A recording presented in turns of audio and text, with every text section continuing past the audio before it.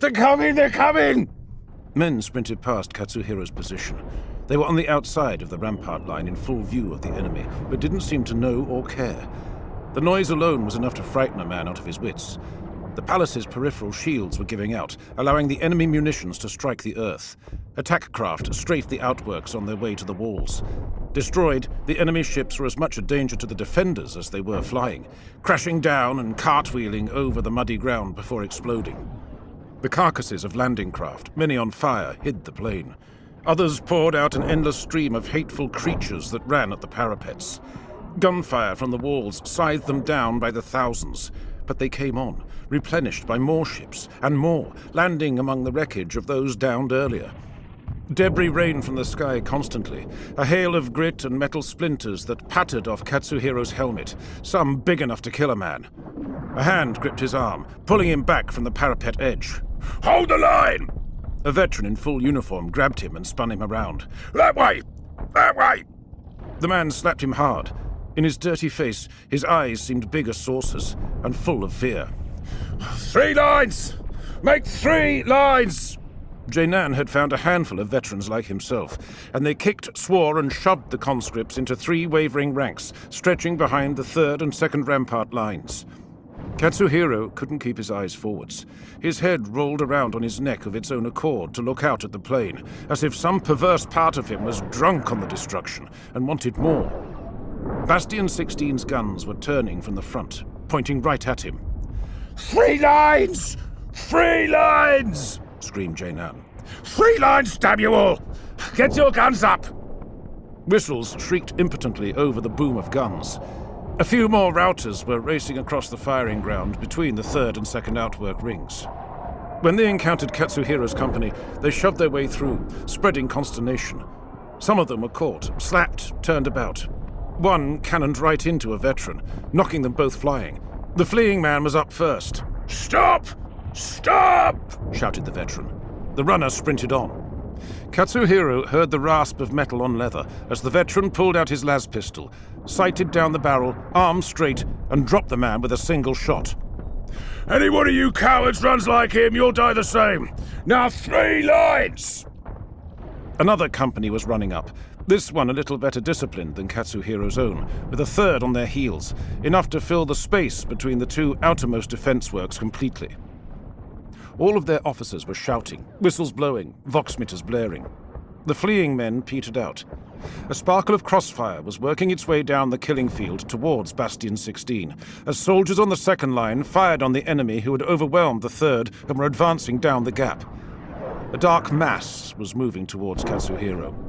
He squinted, not quite able to make out what was approaching. There's the enemy, said the man to his right. Oh no, oh no, oh no, said the man to his left. This is a fine mess, whispered Doromek from behind. The hard woman was close by him. She gave them both a black look. Katsuhiro had not yet seen another kind on her face. Faces, pale with fear, looked out at the enemy. Black figures emerged as individuals from the group, but the flickering battle light made it hard to pick out details. Jainan pushed his way in front of his company and turned to face them. Look, he said, pointing behind him to the running mass of enemy. They are coming for us because people like you lost their nerve and abandoned their positions. Our lords and masters up there on the walls are turning their guns upon the overrun sections. If you do not hold, if you do not stand and fire in a straight, Emperor-beloved line, then you will die. Because if those monsters don't kill you, our own side will. And I, for one, do not wish to die today, he bellowed. You will not let me down. You will hold in 3 lines. The 1st line will lie prone. The 2nd will kneel. The 3rd will stand. And you will not move. You will not run. You will work your fingers upon the triggers of your guns until they bleed. You will fire until your powder packs are empty. But most of all, you will hold your ground. All up the line of soldiers, similar speeches were being delivered to other terrified conscripts. If you do not, then we're all dead. Not tomorrow, but now. Right now. Jainan pushed his way back through the troopers, drew his pistol and blew his whistle. Lines! Assume position! First line prone! bellowed the veterans, kicking those that did not obey. Second line, kneel! Shaking, slowly and in poor order, the conscripts obeyed. Katsuhiro, who was in the second line, knelt in the mud. Cold seeped through his trousers. He noted then that the enemy were running unnaturally quickly towards them. Bastion 16's cannons opened up, flinging bright lines of tracer fire over the conscripts' heads. "Oh, no, no, no, no, no, no, no, no," the gibbering man continued to say. Present arms! Yelled Jainan. His veterans relayed his orders again, and held their lasguns unwaveringly on the enemy. The conscripts did rather less well. Their unfamiliar weapons wavered in quaking hands. The firestorm was creeping down the kill zone as the troops stationed on the second line continued to fire, each section opening up as the enemy neared. It was a short-lived display. As it ran, the horde attacked the ramparts, some of them leaping over in single bounds. Katsuhiro blinked. He couldn't believe what he was seeing. No men could jump so high. His weapon shook in his hands. A sharp crack sounded over his head. Doromek was firing already. Wait for the signal, Acting Lieutenant! Barked Jainan. Not likely, Said Doromek. I was a sniper. Let me do my thing. I can drop 3 more before you give the order. Or you can shoot me. He fired again without taking his eye from his targets. What a waste that would be! The enemy were close enough to see properly. 100 meters away, no more. They were beasts in the shape of men. Long-muzzled creatures with curled horns and manes of coarse hair. They could have been Xenos, but Katsuhiro knew instinctively that these were a twisted offshoot of his own race, and they disgusted him. Open fire! Bellowed Jainan. The holding force obeyed. A volley of gunfire erupted from all 3 ranks, then a second.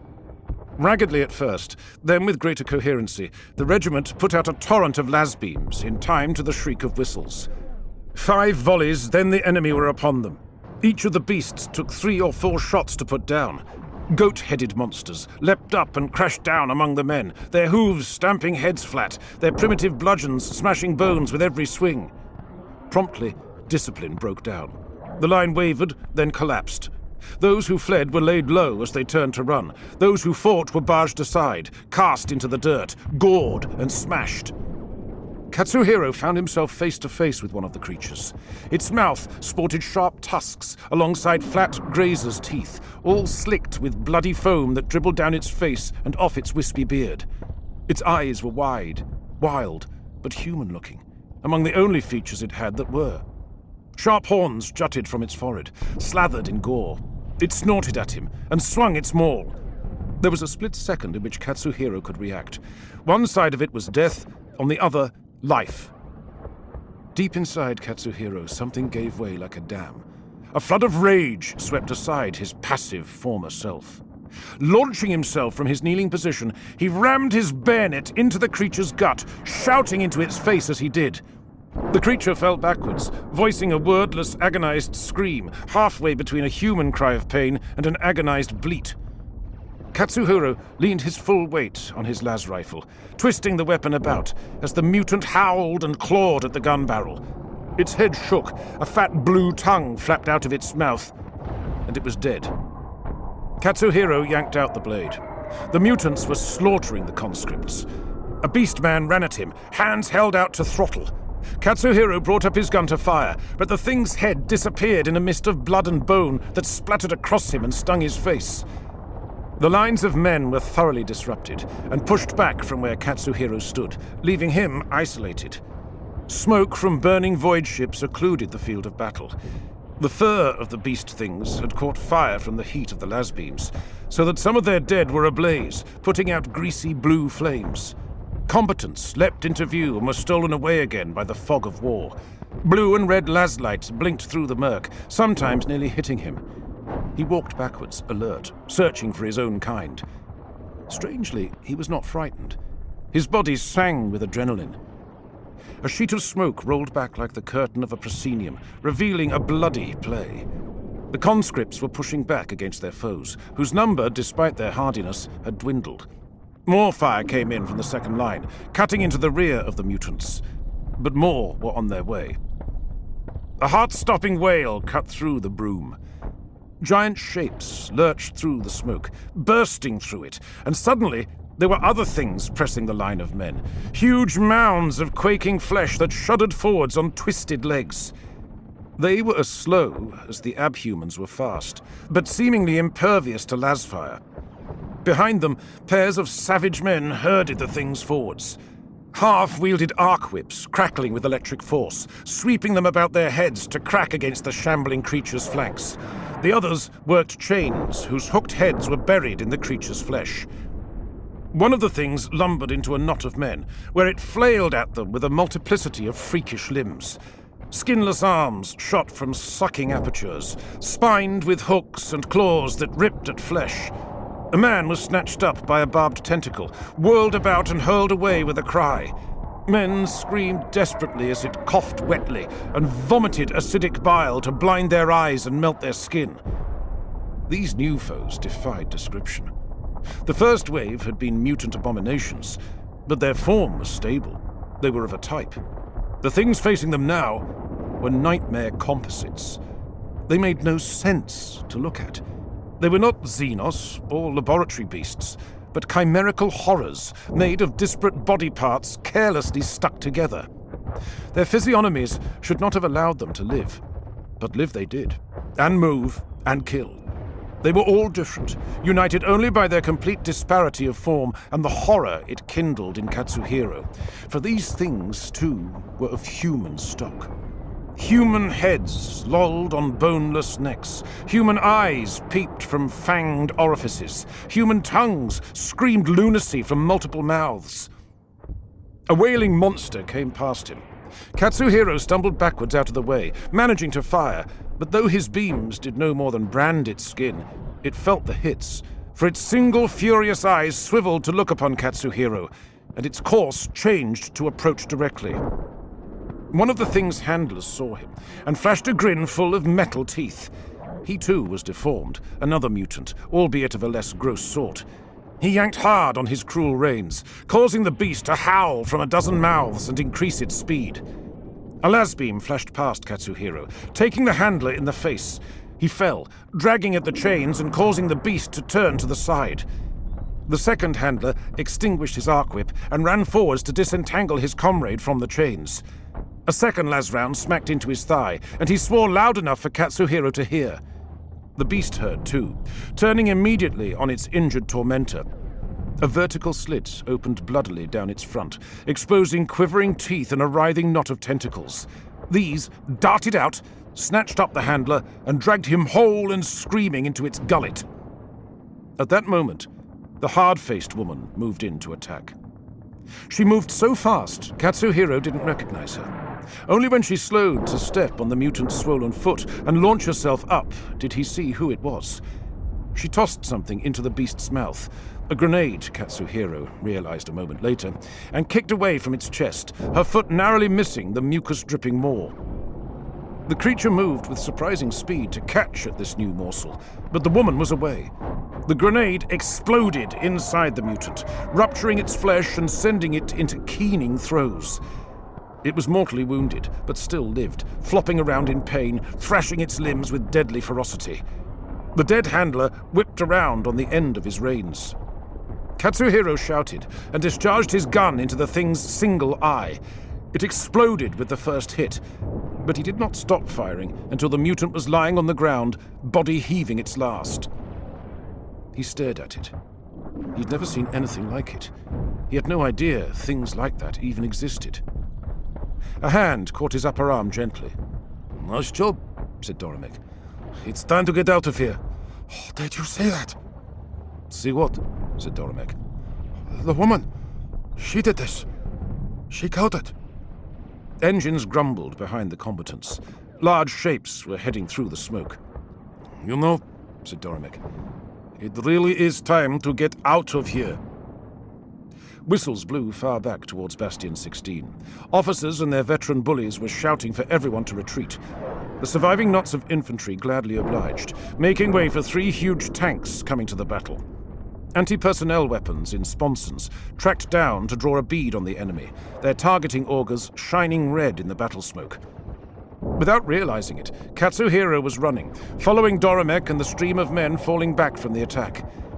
Though retreat had been called, there was no order to the withdrawal, only mad, headlong flight. The high grey sides of the tank flashed by him, and he saw another line of infantry, this one of regular troops, properly provisioned with uniforms and winter kit, waiting in neat ranks and ready to fire. Hands pulled him through to the back, even as las beams flashed out. He fell in a heap behind the line. A moment later, the tanks opened fire, belching, choking, acrid smoke over the infantry lines. Heavy bolters and stubbers rattled into action, drowning out all noise with the roar of micro-rocket motors and the detonation of miniature warheads in flesh. Katsuhiro got himself up, turned around to see the mutants being torn apart. All the large abominations fell to the fighting vehicles. The few lesser abhumans that got past the tanks were shot down by groups of infantry. Doromek was firing rapidly but calmly beside him, taking the things through the eyes or mouth, or hitting them squarely in the heart. When he fired, they went down, their toughness no protection against his accuracy. The last of the abhumans fell dead. The tanks ground forwards, their blocky rears vanishing into the maelstrom of smoke and fire, still discharging their guns. Cease firing! Jainan's voice was a lonely, coherent sound in the racket. They've gone! Someone shouted. A ragged cheer went up from the conscripts. The regulars remained quietly vigilant. What are those things? Said Katsuhiro. Doromek was efficiently changing out his power pack for a fresh charge. Mutants, abhumans, beastmen. One of humanity's more degenerate subtypes. But the others? The big ones? What were they? Katsuhiro locked eyes with Doromek. He could have sworn he saw a flash of consternation before the man's flintiness returned. Honestly, I don't know. For a moment he seemed like a different man. Then he smiled and slapped Katsuhiro's arm hard enough to make him wince. You survived your first battle. Well done. Jainan strode past them. It's not over yet. Everybody back to the ramparts. Doromek called something after the captain, but it was drowned out by the whistling boom of incoming ordnance and the angry buzz of overstretched void shields. The enemy was bombarding their section again.